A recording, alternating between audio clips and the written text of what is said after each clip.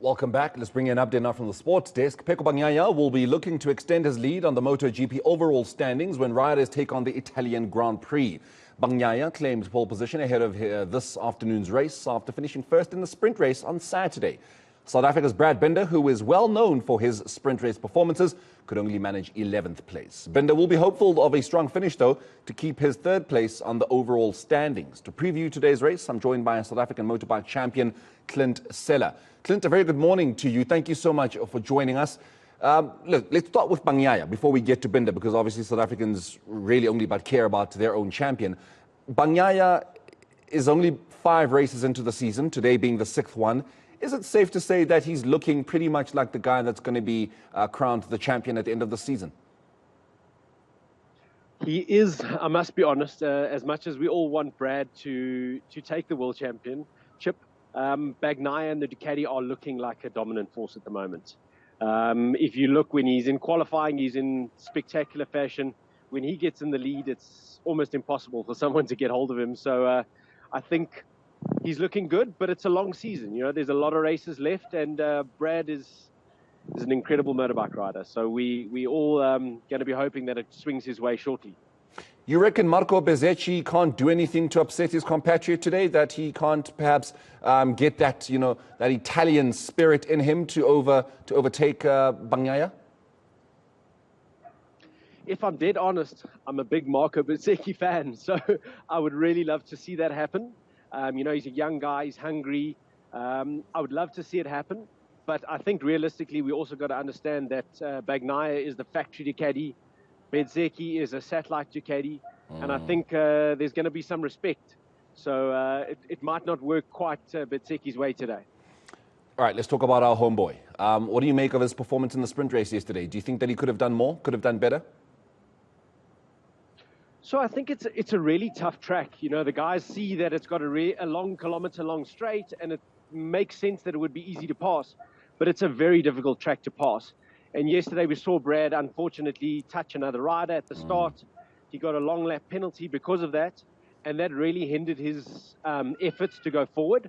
But besides that, it's a difficult track to pass, and his qualification is not going to make that easy.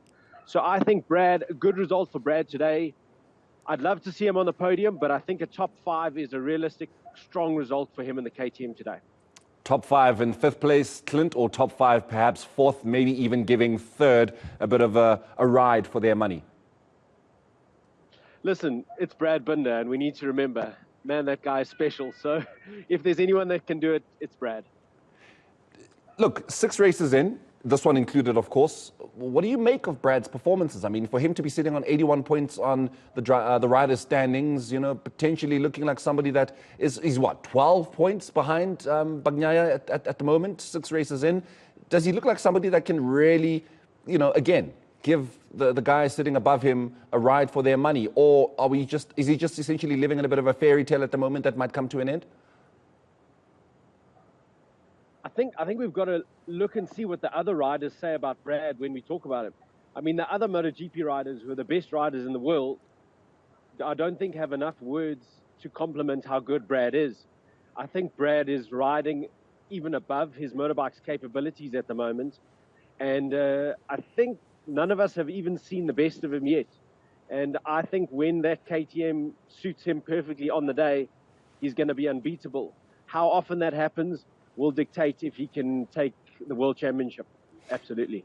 Clint, I've always been one to wonder, will we ever see the best of Marc Marquez? You know, that number 93 bike has really just done, dare I say it, nothing since he came back from injury. Has that injury essentially all but ended the champion that is Marc Marquez, or can he still find something within him to equal that Valentino Rossi record?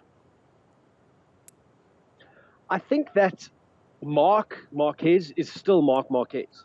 And I think he might even be a smarter Marc Marquez than he used to be, because I think he used to crash a little bit too much and take things over the limit too often.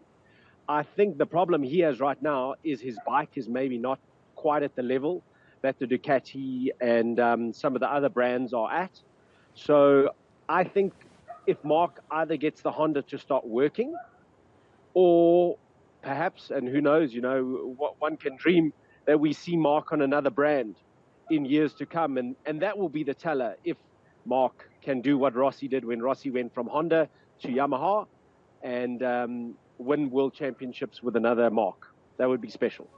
Talk to me about the bikes, Clint. What is Ducati doing right that Honda is not doing? And I mean, Fabio Quartararo is sitting in ninth for this particular, for the standings for the season, when we know him to also be a world champion that knows how to really turn those corners and stand on the podium a couple of times. What is Ducati doing right in 2023 that the Yamahas and the Hondas and even the KTMs are just not getting? I think what Ducati is doing right is Ducati has listened to their riders. They've listened to their riders, and their riders have guided the program over many years.